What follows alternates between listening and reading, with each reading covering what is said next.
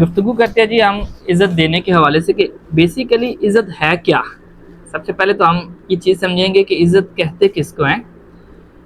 تو عزت کا مطلب یہ ہے کہ آپ کی بات کو توجہ سے سنا جائے، آپ کا احترام کیا جائے، اور آپ جس پوزیشن پہ ہیں اس پوزیشن کو سمجھا جائے. یہ عزت ہے. اب اس کو ہم اگر آگے لے کے چلتے ہیں، آگے لے کے جانے سے مراد یہ ہے کہ ہم یہ سوچتے ہیں کہ ہمیں عزت ملنی چاہیے. سب سے پہلے تو ہم یہ سوچتے ہیں نا کہ ہمیں عزت ملنی چاہیے. اب عزت ملنے سے مراد کیا ہے؟ عزت کہاں کہاں سے مل سکتی ہے؟ گھر سے، رشتہ داروں سے، اسکول سے، کالج سے، یا پھر باقی لوگوں سے. اب عزت دینے کا کرائٹیریا ہمارا تھوڑا مختلف ہے. کیسے مختلف ہے؟ امیر کو ہم نے زیادہ عزت دینی ہے، غریب کو ہم نے کم دینی ہے.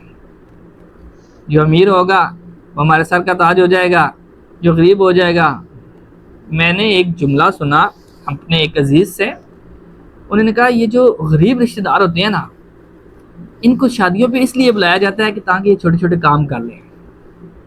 امیر لوگ اگر غریب لوگوں کو شادیوں پہ بلاتے ہیں تو اس کا مطلب یہ ہوگا کہ وہ چھوٹے چھوٹے کام سنبھال لیں.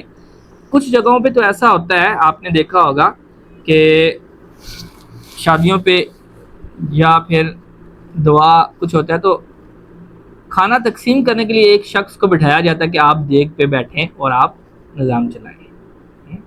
اس کی دو وجوہات ہوتی ہیں.